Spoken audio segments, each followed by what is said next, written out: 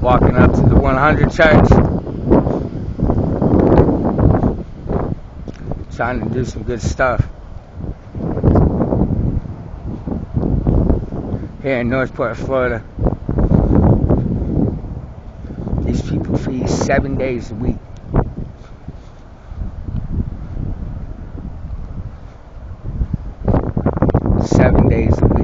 We're going to go in here and find out exactly how they get this done.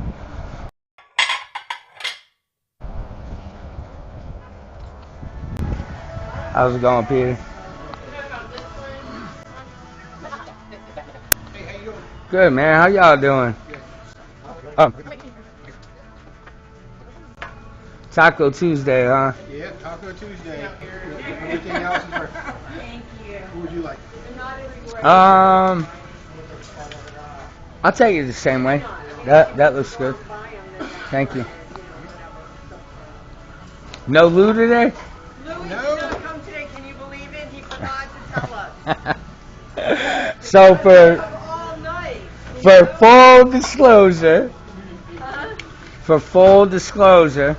Do you want any chili? I got chili. Yeah, a little bit, please. I'll give it in a bowl. We'll put it in a bowl for you. All right, cool. Thank you. But for full disclosure, I've been speaking with the church, and I'm doing like a little thing. These are video glasses. That is a lot of stuff. I was just trying to get them to talk. They weren't paying no attention, so I'm gonna wait. Sunday morning. Oh, did we go in this one?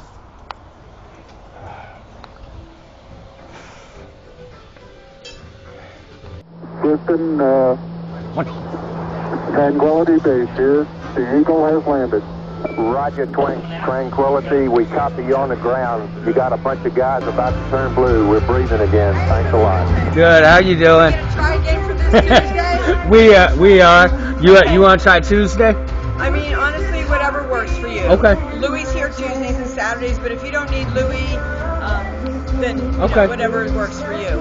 Be flexible. I've been in Fort Myers for the last 3-4 days. I did a comedy show down there. Oh, good. So how'd it go? I did all right. I forgot some of my lines. I can't imagine being so nervous. Yeah. Well, especially since I was a headliner, and I've only been doing it like 3 months. Everybody else has years and years, so they're just flowing. But because of the alligator story, bring the crowds. It helped bring it, yeah. So they put me as the headliner. Everybody was very kind. It was a cool crowd. Very supportive. But yeah, I froze up a couple times. It's really hard. It's hard. Well, especially since I'm trying to do a 15-minute set.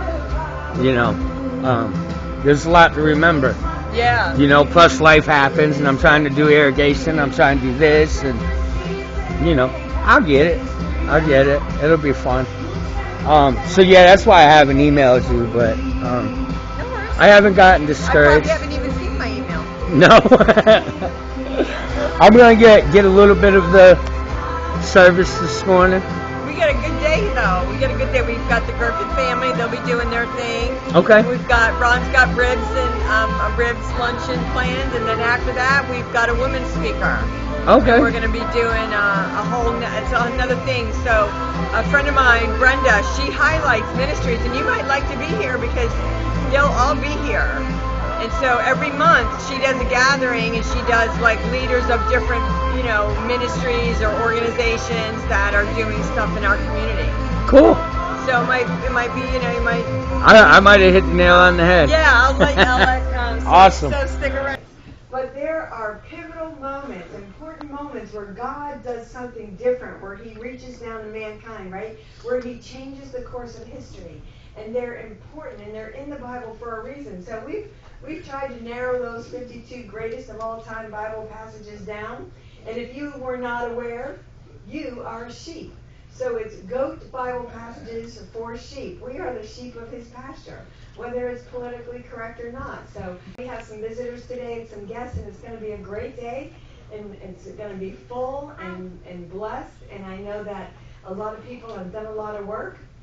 And I hope that you have big stomachs, because there's going to be a lot of eating today.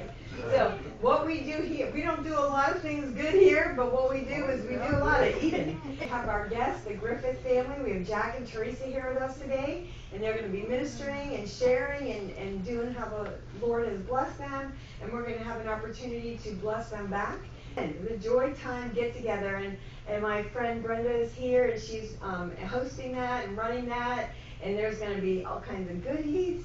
And we have our guest speaker, Amanda, and her family that will be with us as well.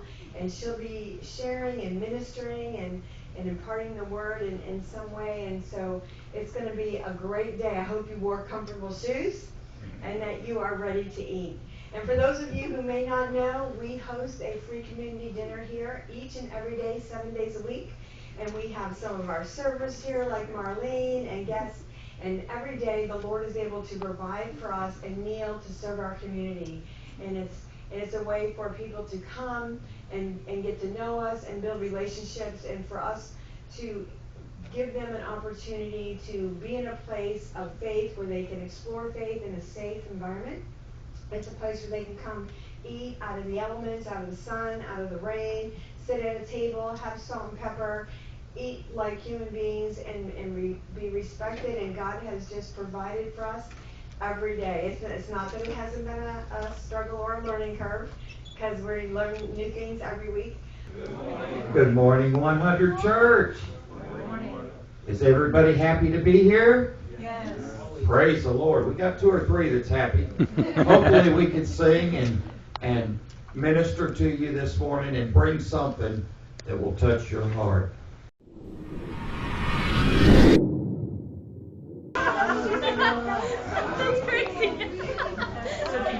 A lot of food today, every day. Yeah, well, I was part of the rib thing. I got some of the ribs. They separated the men and the women. Guys don't like tea parties. I grew up very little. I lived in trailer parks. We struggled a lot. We didn't have much. My mom was always on government assistance, and she did everything she could to raise us the best way that she knew how. Because my father was in and out of prison for most of my childhood. Sorry, I'm emotional.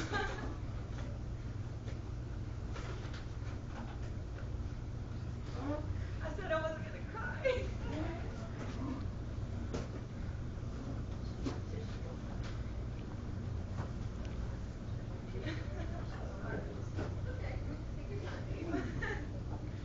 Nothing to fill it, and I went searching.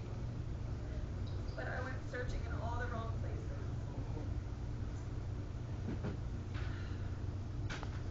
And Northport is where it started. It looked like money, it looked like attention, it looked like power, it looked like love. But it was a trap. And hear me clearly, this is not just life. This is spiritual warfare. The enemy is not random. He is very strategic. The devil has been watching you since the day you were born. He studies your wounds, your pain, your insecurities, your desires. He knows exactly where you're weak, and he builds temptation around that weakness. Because the Bible says, be sober, be vigilant, because your adversary, the devil, as a roaring lion, walketh about, seeking whom he may devour. And I didn't know it then, but I was being hunted. He doesn't show you destruction first. He shows you the illusion. On my knees, completely broken, in that jail cell, God met me. Thank you.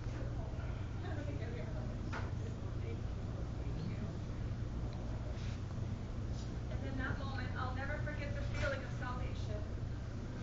You wrote a book? I wrote a book. It's called Born of Water and Storm, a true Florida survival story. You can find it on Amazon. It's free on Amazon Kindle. If you have Amazon Kindle, it's free. So. I have to click on that. At least get you credit. Maybe it'll reach someone that's going through addiction like I went through, and maybe they'll just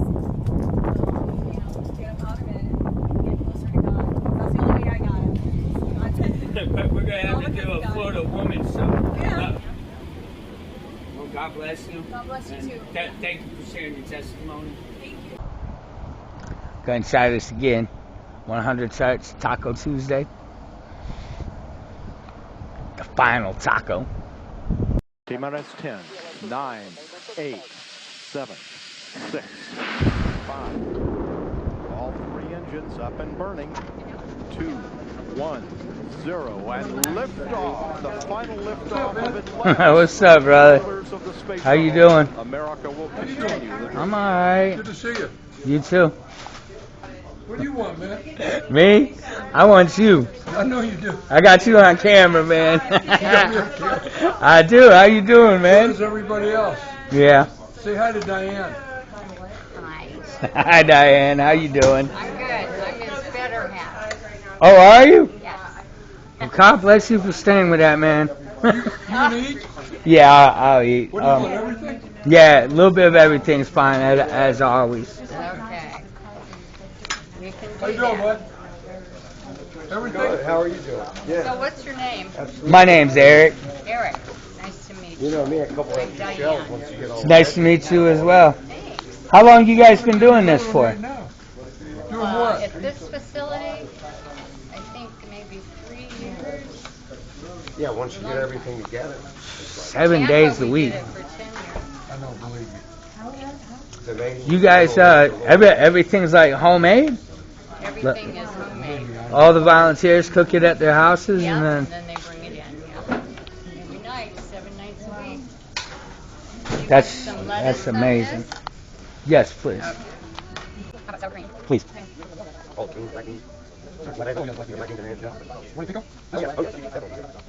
Thank you, ma'am. Want me to take it for you? Or okay? No, I'm okay. I appreciate it, though. Great. Well, I want to thank you for giving us this opportunity. We've been a little intrusive, but it's been fun. All the people you've introduced us to, that's going to lead to more projects. I hope so. I do. I appreciate that.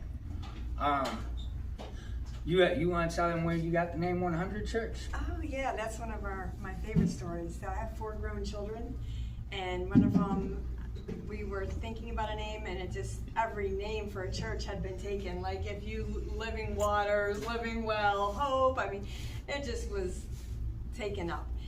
But our heart was really for those that maybe wouldn't fit into a traditional church. And I grew up in traditional church. I was Assemblies of God and Church of God and all these other, denominations. And, sometimes we say that we want to reach the lost, but we're not willing to change. And so our desire was to be a safe place for people to explore faith. And one night he came out and he said, "Mom, I got the name for your church." And I was like, "Okay, what is it?" And he said, 100 emoji, 100 the emoji church. And it's for the 99 plus the 1.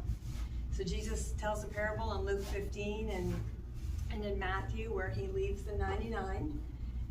And he goes and he looks for the 1, and when he finds the 1, he rejoices, and that's his perfect church. So 100, 100 is a 99 plus the 1. That's his perfect church. The first time I came to service here, I don't know if you remember, but you gave me a blue shirt. It says "Back to Church Sunday." Yes. I wear that whenever I go do service work, wherever I go. I wear it to church a lot, too. I don't have a lot of really nice clothes. So. But you guys meant a lot to me because you guys found me on the side of the road holding the sign, panhandling for money. Only thing I could really do at that time. Or, it's what I had going on. Ever since then, I came here and ate quite a bit and been in and out a lot. But yeah, this church had personal ties to me for that. And because of what you guys do for the community. Feeding people and eating is one thing that we do well. And I said, I think we're going to call the series Garden of Eating, where we feed inspiration. So, you guys are a start to many, many things. And I'm sure we'll come back and visit you like this again. So our first Sunday was a National Back to Church Sunday day. There's a lot of people that have been to church or, been to different religious organizations and it didn't quite meet their needs, or they have ideas about God and things like that that have just been from different sources and not really jiving with who God really is. And so I thought Back to Church Sunday would be a good launch, a good way to bring people who maybe haven't been to church for a long time. And I remember those shirts. And right after that, COVID hit, and I was like, Lord, I don't know what your idea is, but you need to come up with something. And he opened up the doors for us to do the dinners, and we've been doing them ever since. So we started doing the dinners in October of 2020, and have not missed a night since. No, and it's, 7 o'clock at night, and you guys still aren't cleaned up. And you do this every day.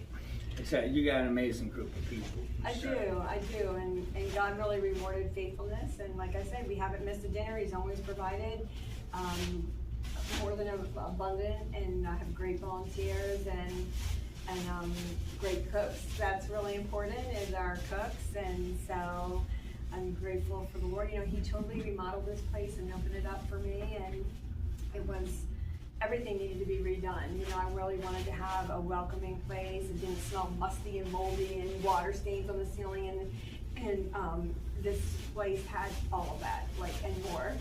And God, over a course of 9 months, had it all completely remodeled, new air conditioner, electric, lighting, just new walls in places, and had to have complete mold remediation, and basically it was like brand new.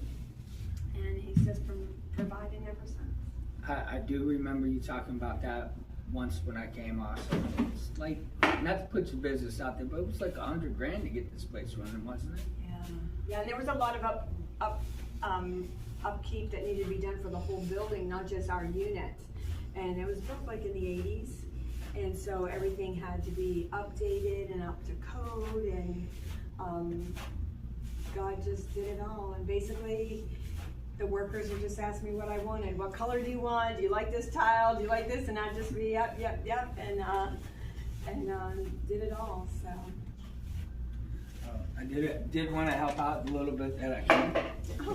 So it's just a small donation. Well, thank you. I do appreciate your time also, but your time overall with the whole staff, everything you guys do. Homelessness is a real thing. Hunger is a real thing. Yeah. Faith is a real thing. It is. And you're trying, and it's not just the homeless you help out here. I see a lot of families here and children. Yeah, it started out homeless. It was strictly homeless, but then as we grew and got to know different people, I find that it's a lot more older people who just don't want to eat alone, people who living in their cars, can't cook a meal for themselves. I find a lot of people living on Social Security just can't make ends meet on that. They're living in RVs or in people's garages or even in people's sheds, living in people's lanais, people who are, have medical issues and things like that. And so it really expanded where it's not just the homeless community. And so my heart was always to provide a safe, clean environment where people could eat like human beings with dignity, with, salt and pepper shakers, napkins, things, sit at a table and not be, at the library outside or under a bridge or in the woods or on a park bench, and have a little bit of community and a safe place to explore faith. And they know we're here. We don't force preaching or prayer or any of that stuff, but they know we do church, and they're more than welcome, and those kind of things that we're here for. If somebody wanted to donate or help out in any kind of way, or even come see, what's the best way to contact you? So best way is to text me. So, but we do have a website that we opened up and created a website when we first opened. So, and we've never touched it since. But it does have a giving a button on there, and you can give reoccurringly or just a one-time gift, or you send me a little message, and we will get that. Cool. Well, help the 100 Church out, guys. They're helping a lot. 100church.net. That is the website, and they can, like I said, they can text or call. They are out here doing great work for the community, holding people up in some of the lowest times, and just giving some company for other people who may not be so low, but maybe lonely.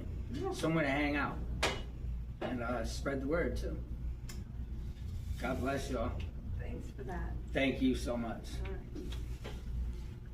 All right, here's the I. Gulp. And the N for you. Crunch.